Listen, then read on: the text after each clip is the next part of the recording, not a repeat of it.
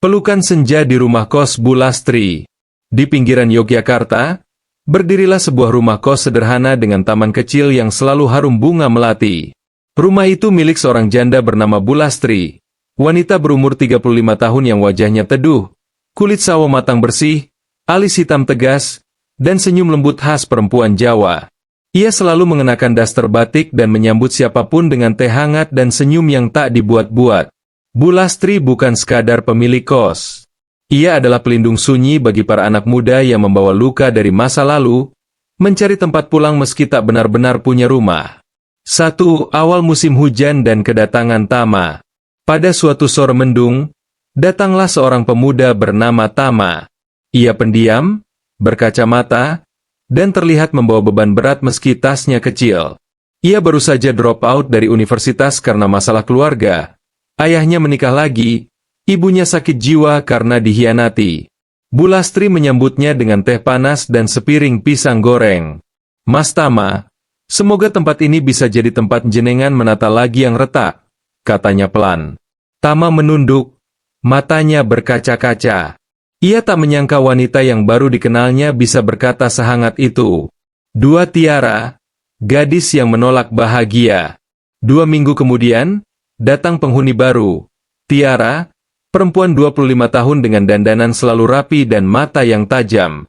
Ia dulunya penyanyi kafe, namun berhenti karena pacarnya yang posesif pernah mencekiknya di depan umum.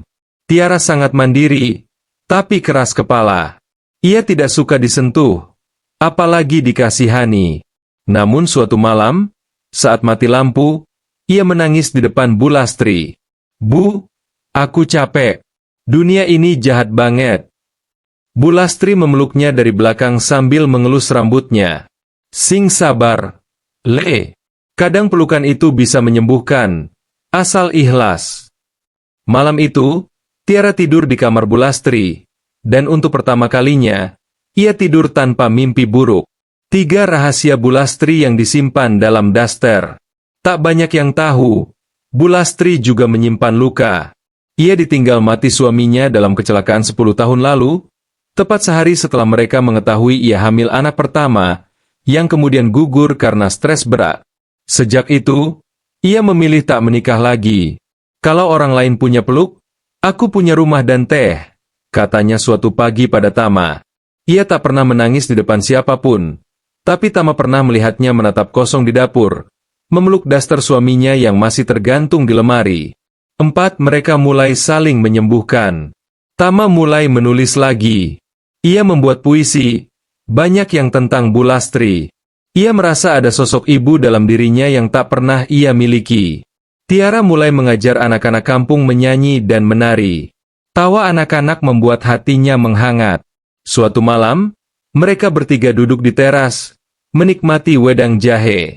Bu Lastri berkata, "Sembuh itu nggak harus sempurna. Kadang cukup ada yang mau duduk diam menemani luka." 5 kejutan dari masa lalu. Tiba-tiba, mantan pacar Tiara datang, memohon untuk kembali.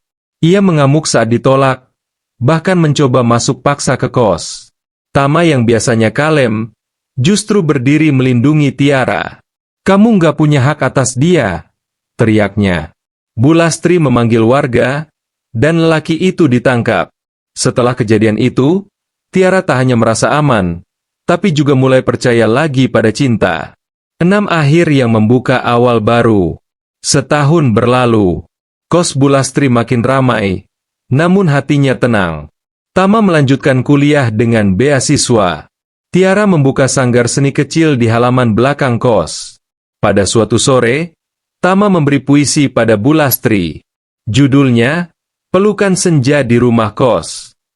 "Pelukmu bukan tangan, tapi senyum yang menyambut luka. Rumahmu bukan tembok, tapi dada yang terbuka untuk duka.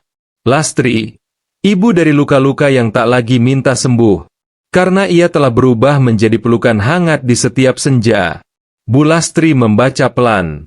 Ia meneteskan air mata. Tapi bukan karena sedih, melainkan karena untuk pertama kalinya setelah bertahun-tahun, ia merasa tidak sendiri.